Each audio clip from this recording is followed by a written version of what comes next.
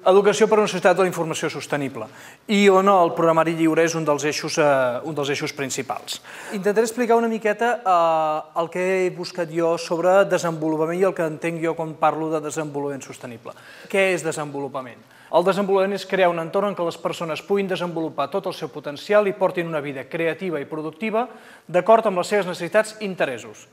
I les persones són l'autèntica riquesa de les nacions. Recordem que hi ha un senyor que es deia Adam Smith que en el segle XVIII deia que la riquesa de les nacions és el capital i, en canvi, des d'aquest punt de vista, no és el capital la riquesa de les nacions, sinó que són les pròpies persones. No té a veure amb la pujada i les baixades dels indicadors econòmics. Si ara entrem en deflexió, segurament això afectarà que moltes persones ho passin malament i això potser frenarà el seu desenvolupament.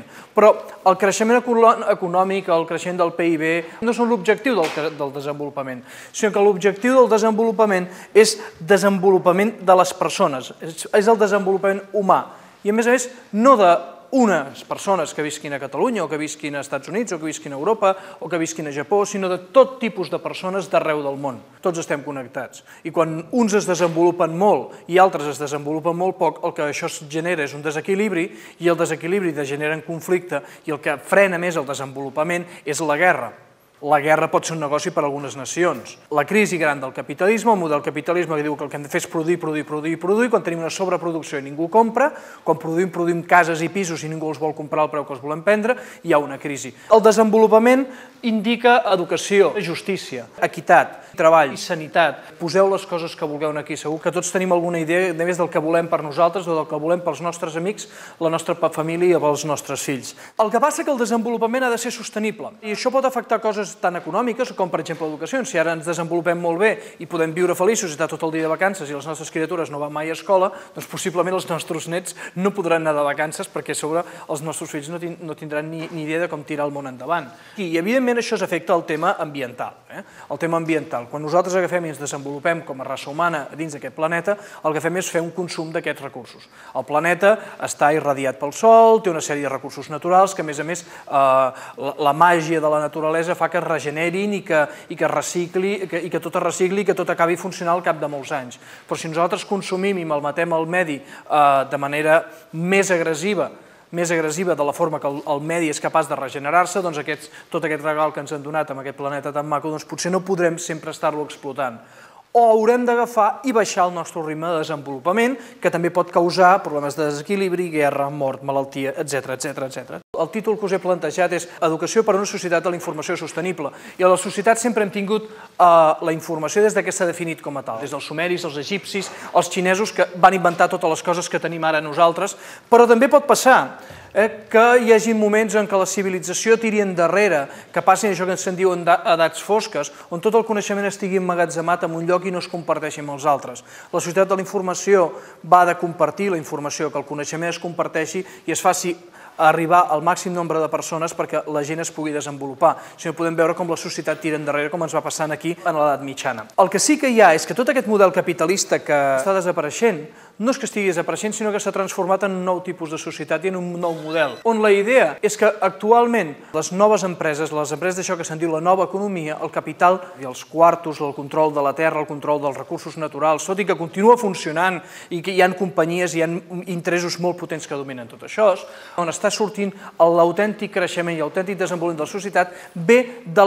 l'explotació de la informació i del coneixement. I això és molt interessant perquè, com dèiem abans, posa a les persones, no només teòricament amb una definició de les Nacions Unides del desenvolupament, que dir, no, les riqueses són les persones. No, les riqueses són les persones perquè són les que tenen coneixement, són les que tenen idees, són les que poden posar il·lusió per tirar les coses endavant.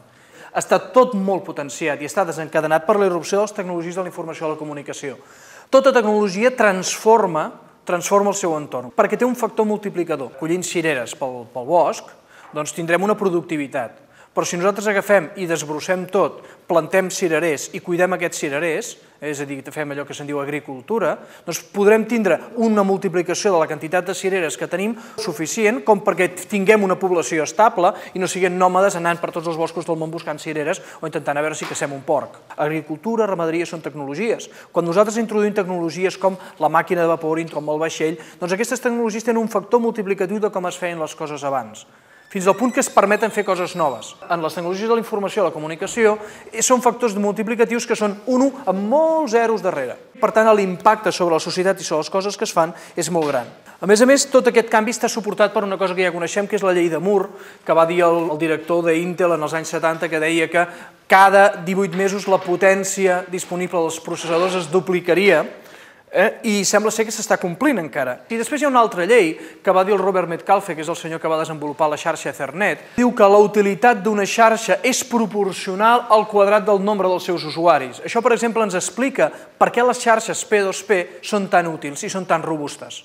Si jo tinc una xarxa amb 4 amics que compartim cintes de casets, això és molt útil. Però quan som milers de milions de persones que compartim pel·lícules, llibres, que compartim música, que compartim fotografies i tot a través d'una xarxa com l'Emule, no hi ha manera de que ho parin per molt xulos que s'hi posin.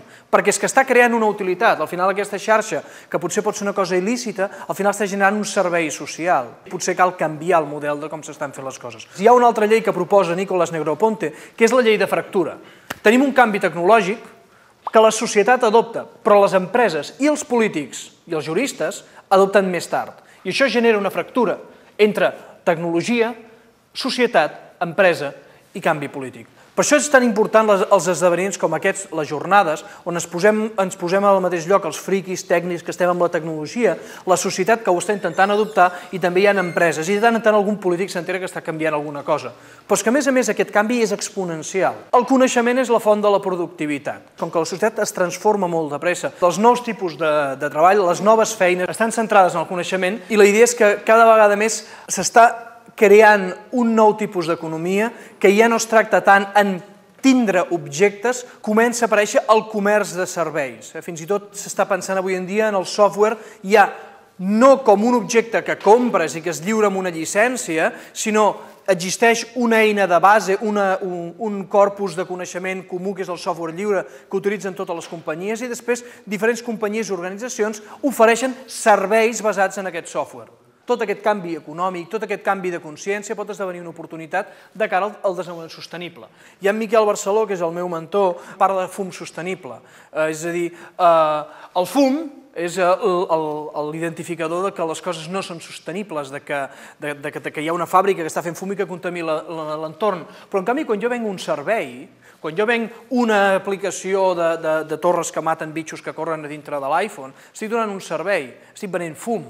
No és res, és software, són bits, però en canvi aquests bits és un fum que en realitat és sostenible. No estem parlant de només fum, tenim el problema de la tecnoferralla i és un tema amb què s'ha de tocar, però que quan ens queixem com a societat podem trobar-nos amb casos com el que hi ha hagut al greenerapple.com, que van agafar i van muntar una comunitat d'usuaris per pressionar i han fet que Apple canviï tots els seus mètodes de producció, no els mètodes de producció, sinó els mètodes de disseny d'enginyeria de producte per incorporar elements ambientals en la producció, en el reciclatge dels seus components. La idea és que l'educació és l'eina amb la que la societat es defineix a si mateixa. O sigui, hem dissenyat una educació que genera les persones que som ara i que tenim la societat que tenim. La societat actual, si no ens agrada, si volem transformar-nos en una societat més sostenible, hem de transformar l'educació. Els valors del software lliure, no només el software lliure com a eina per donar educació i per lliurar coneixement que es pot fer molt, per exemple, en Moodle, els valors que estan al darrere del programari lliure, aprendre a compartir, aprendre a treballar en comunitat, aprendre a desenvolupar una actitud hacker per investigar les coses i per anar més enllà, aprendre aquest tipus de coses, aquest tipus d'actituds que estan vinculades al que Pekka Himanen anomena l'ètica del hacker i el programari lliure, si incorporem a l'educació, i no només l'educació dels nens petits o dels universitaris, sinó en la nostra educació de cada dia. Tots vosaltres, tots nosaltres tenim molt clar que ens seguirem educant fins al dia que la casquem. Com que hem de seguir aprenent coses cada dia, aquesta educació també és l'educació ja no que ens donarà les universitats, sinó que nosaltres volem agafar. Per tant, aquí tenim molts valors per aprendre, per després, mica en mica, com deia el capitán Siam, amb petites accions es fan canvis poderosos, podem agafar i, mica en mica, anar treballant per aquest problema comú que tenim, que és el desenvolupament sostenible.